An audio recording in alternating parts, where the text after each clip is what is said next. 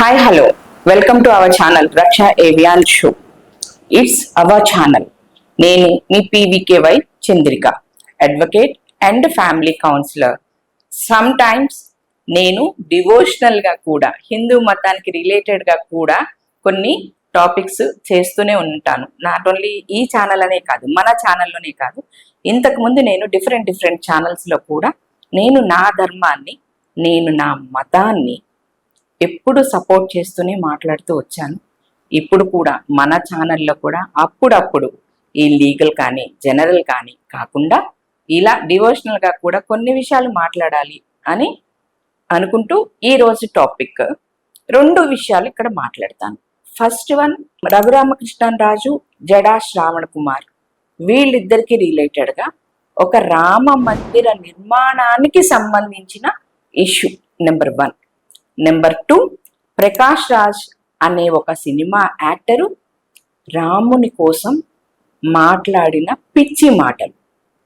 ఈ రెండిట్లో రాముడి మీద దండయాత్ర, మాటలతో దండయాత్ర అనేది కామన్ గా 2 మనుషులు చేశారు. Number 1 Jada Shravan Kumar, number 2 Prakash Raj. Number 1 Jada Shravan Kumar ఏం చేశారు అంటే, మన రఘురామకృష్ణరాజు గారి కాన్స్టిట్యున్సీలో ఒక ఊరిలో అక్కడ రామాలయాన్ని చెత్త వేసి ఒక చెత్త కుప్పగా చేశారు.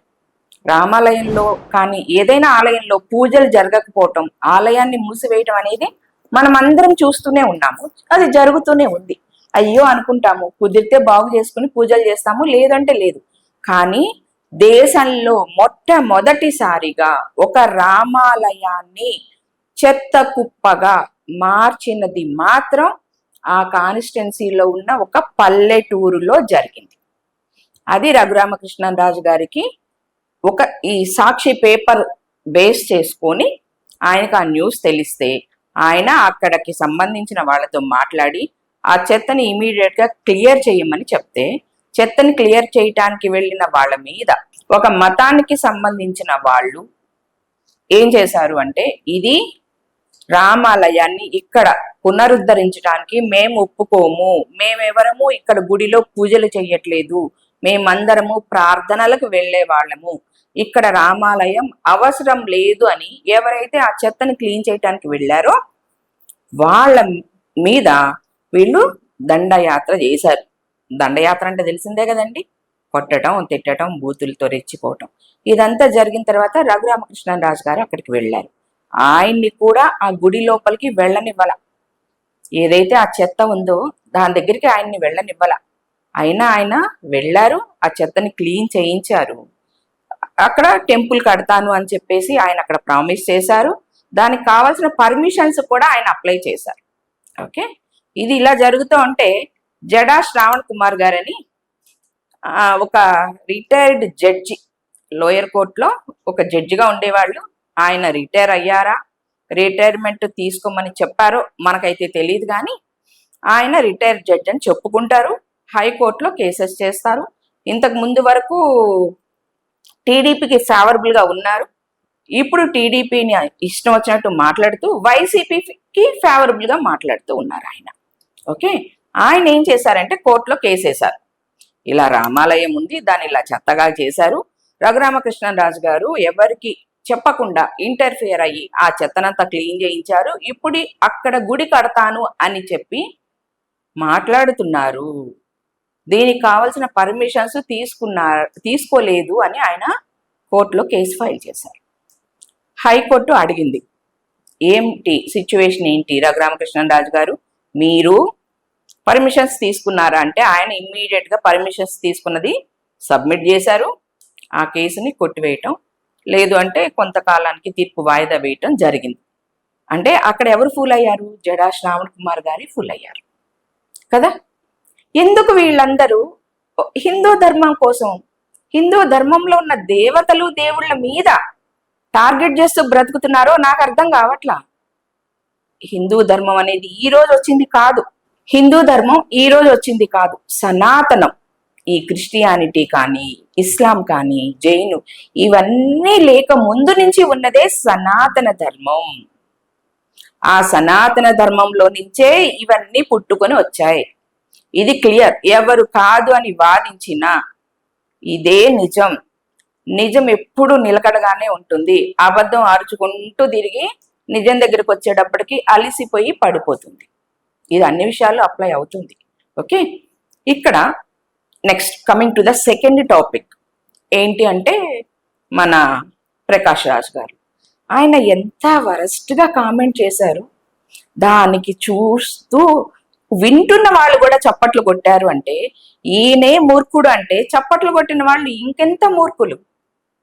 కొన్ని దానిలో హిందువులు లేరా అంటే హిందువులు ఉన్నారు. ఇంకో విషయం తెలుసా, ప్రకాష్ రాజ్ గారు హిందూ అనే చెప్పుకుంటాడు. నేను హిందువుని కాదు, నేను కమ్యూనిస్టుని, నేను దేవుణ్ణి నమ్మను, ఇలాంటివి చెప్పడు ఆయన.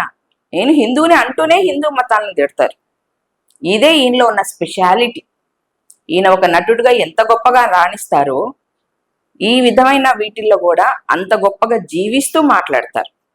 రాముడిని పిచ్చి మాటలు మాట్లాడారు. రావణాసురుడు ఒక బ్రాహ్మడు. లంకా నగరం అత్యున్నత అభివృద్ధి చెందిన నగరం, డెమోక్రటిక్ నగరంలో డెమోక్రసీ ఎక్కువ ఉంటుంది. బంగారంతో కట్టిన ఇళ్ళు. రావణాసురుడు బ్రాహ్మడు. ఆయన్ని తీసుకొచ్చి ఏం చేశారు, నా సౌత్ ఇండియాలో ఉన్న గిరిజనుల్ని చేశారు. లక్ష్మణుడిని రాముడు ఏ లక్కీ అని పిలుస్తాడంట. ఈ మాటలు ఎందుకంత పిచ్చి మాటలు? ఇవే మాటలు వేరే మతాలకు సంబంధించి మాట్లాడగలరా? అంత దమ్ముందా వీళ్ళకి? లేదు. మరి మన మతం దగ్గరికి వచ్చేటప్పటికి, సనాతన ధర్మం దగ్గరికి వచ్చేటప్పటికి ఎందుకు ఇలాంటి వాళ్ళందరికీ నోర్లు లెగుస్తున్నాయి? కేవలం మన హిందువులలో ఉన్న అనైక్యత, సెక్యులర్ భావాలు కలిగిన హిందువులు ఎక్కువగా ఉండటం, హిందువుల మీద ఎన్ని రకాల దాడులు, ప్యాంట్లు ఇప్పి చంపేస్తారు కొంతమంది, ఆడపిల్లల్ని టార్గెట్ చేసి వాళ్ళని పెళ్లి చేసుకుంటామని చెప్పి మేం కూడా హిందువులం అని నమ్మించి పెళ్లి చేసుకున్న తర్వాత మేము హిందువులం కాదు, మా జాతిలో 4 పెళ్లిళ్ళు అనేవి యాక్సెప్టబుల్, కాబట్టి మీరు రెండో వారిగా పడి ఉండండి అని చెప్తారు. లేదు అంటే వీళ్ళ న్యూడ్ వీడియోస్ తీసుకొని వీళ్ళని వాళ్ళ అవసరాలకి తగినట్లు వాడుకుంటూ వాళ్ళ జీవితాలని నాశనం చేస్తారు. ఈ విధంగా వేరే మతాల వాళ్ళు మన మతం మీద, మన మతానికి సంబంధించిన మనుషుల మీద, ఆడపిల్లలని టార్గెట్ చేస్తూ ఇంత అరాచకం చేస్తుంటే దీని మీద మాట్లాడే ఒక్క సెక్యులర్ హిందూ కూడా లేకుండా అయిపోయాడు. నిజంగా చెప్తున్నాను, ప్రకాష్ రాజ్ గారు కానీ లేదా ఇంకొకళ్ళు కానీ హిందూ మతం మీద పిచ్చి మాటలు మాట్లాడితే కొట్టాలనిపిస్తుంది. కానీ మన రాజ్యాంగం మనకు ఆ హక్కు ఇవ్వల. మాట్లాడే హక్కు అయితే ఇచ్చింది, కానీ పిచ్చి మాటలు మాట్లాడితే కొట్టండి అని చెప్పే హక్కు మనకు రాజ్యాంగం ఇవ్వల. దానికోసమే హిందువులలో కొంతమంది నోరు మూసుకొని కూర్చుంటున్నారు. ఎందుకంటే మాలాంటి వాళ్ళు కూడా పిచ్చి మాటలు మాట్లాడి కొడితే తీసుకెళ్లి జైల్లో కూర్చోబెడితే ఈ మాత్రం గొంతు దించుకొని మాట్లాడే వాళ్ళు ఎవరో ఉండరన్న భయంతో మేము కట్టర్ హిందువులం అయినా సరే హిందువులకు ఎగనిస్ట్ గా మాట్లాడుతున్న వాళ్ళని కొట్టకుండా వదిలేస్తున్నాం. ఎందుకు అంటే ఇదే రీజన్. రాజ్యాంగాన్ని మేము గౌరవిస్తాం, రాజ్యాంగం మాకు ఇచ్చిన హక్కులని జాగ్రత్తగా పాటిస్తాం, ఒబే అయి ఉంటాం. మా హక్కుల్ని ఎంత చక్కగా మేము స్వీకరిస్తామో మా విధులను కూడా అంత బాధ్యతగా మేము చేస్తాము. కాబట్టి మేము ఎవరి మీద ఎలాంటి దాడి చేయాలి అని అనుకోవటం లేదు. కానీ కొంతమంది చేస్తున్న వాటికి రాముడే ఖచ్చితంగా పనిష్మెంట్ ఇస్తాడు. ఒకప్పుడు బిగ్ బాస్ మహేష్ అని ఒక అతను ఉన్నారు. అఫ్ కోర్స్ ఆయన చనిపోయారు. ఆయన కూడా రాముడి కోసం ఇలాగే మాట్లాడారు. ఎంత వరస్ట్ గా మాట్లాడారో ఆ రోజుల్లో కూడా మేము ఏమీ చేయలేకపోయాం. బాధపడ్డాం, అందరం బాధపడ్డాం, చాలా మంది హిందువులు బాధపడ్డారు. కానీ ఆయన తాగి డ్రైవ్ చేస్తూ స్పాట్లో చనిపోయారు. అర్థమైందా? దిక్కు లేకుండా కొట్టుకొని చనిపోయారు. ఆయన చనిపోయిన తర్వాత ఎవరో ఆ దారిని పోతున్న వాళ్ళు చూసి ఆయన్ని హాస్పిటల్కి తీసుకెళ్లారు. అప్పటికే ఆయన చనిపోయారు. ఒక కన్నుగులో ఏదో గుచ్చుకొని ఆ మొహం చూడటానికి కూడా వికృతంగా తయారై చనిపోయారు ఆయన. ఇప్పుడు జడా శ్రావణ్ కుమార్ గారు లాంటి వాళ్ళు కేసులు ఓడిపోయారు. రాముడి మీద కేసులు వేశారు. రాముడి మీద ఏమైంది? ఆ కేసు ఓడిపోయినట్లే కదా. హైకోర్టు చివాట్లు పెట్టింది కదా, తెలుసుకోకుండా మీరు కేసులు ఎలా ఫైల్ చేస్తారు అని. అంతే. అలాగే ఈ ప్రకాష్ రాజ్ అనే అతనికి కూడా రాముడే ఖచ్చితంగా బుద్ధి చెప్తాడు. అందరూ అంటారు హిందూ ధర్మం మీద దాడి జరుగుతుంటే మీ దేవుళ్ళు ఏమైపోయారు అని. ఎవడి కర్మ వాడు అనుభవించాల్సిందే. ఇది సనాతన ధర్మ సిద్ధాంతం. మంచి చేస్తే మంచి అనుభవించాలి, చెడు చేస్తే చెడు అనుభవించాలి. ఆ చెడు విపరీతమైన రోజు అంతిమ ఘడియల్లో నరకం చూస్తూ వాళ్ళు వాళ్ళ కర్మని అనుభవిస్తారు. చిన్న తప్పు చేస్తే ఇమ్మీడియట్ గా మీ కర్మ మీ వెనక వస్తుంది.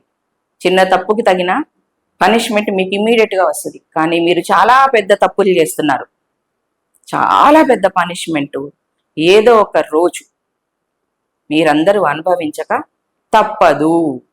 ఇది కర్మ సిద్ధాంతం. ఇదేదో నేను చెప్పింది కాదు, దేవుడు చెప్పిన మార్గం.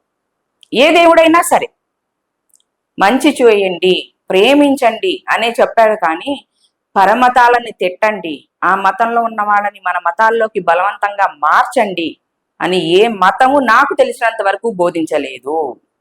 కానీ అలాంటి మతాల ముసుగులో ఉండి హిందూ ధర్మాన్ని నాశనం చెయ్యాలనుకునే వాళ్ళందరికీ బుద్ధి వచ్చే రోజు ఒకటి ఉంటది. ఈ తప్పులకి పనిష్మెంట్ అనుభవించే రోజు ఒకటి ఖచ్చితంగా ఉంటుంది. దానిని మర్చిపోకండి. ఇది మాత్రమే నేను చెప్పదలుచుకున్నాను. నమస్తే. నేను మీ PVKY చంద్రిక.